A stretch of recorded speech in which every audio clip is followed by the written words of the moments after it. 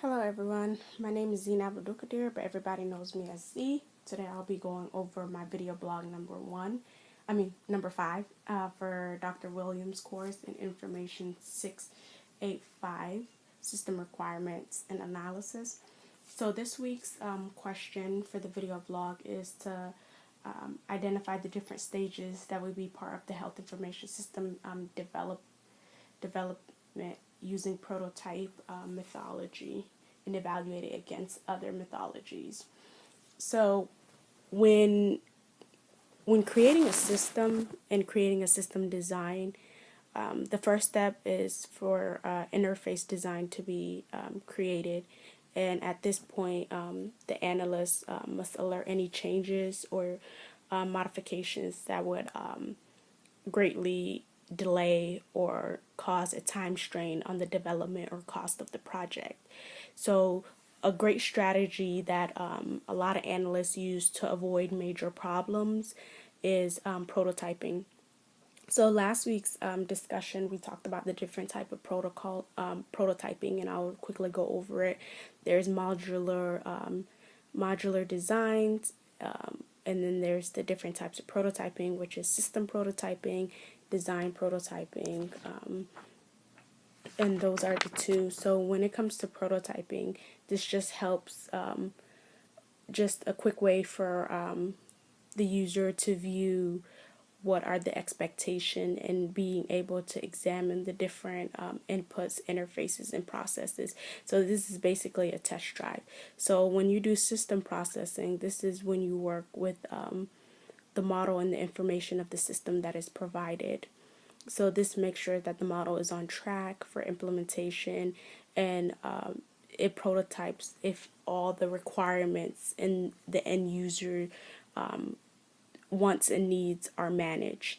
And for the design prototyping, this is when the design or when the user is basically the end product is occurring, and this is when the end user approves the model and the documents and the features that are being displayed.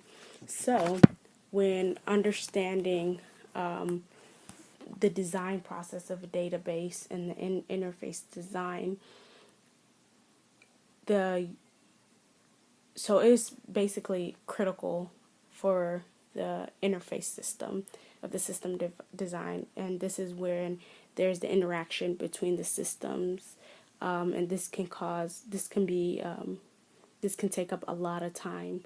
So when it comes from the initial screening of the design on the storyboard, you can do a prototyping for that. When creating the software or when you're freehand drawing, you can use a prototype for that. When you're creating questionnaires, interviews, and observations, you're able to measure and obtain data from the end user when they're able to use the software, and you're able to get feedback and being able to document everything that they say, so the analyst can go back into the drawing board, and at this phase you're able to make the proper changes for the wants, the needs, the desires of the customer or client.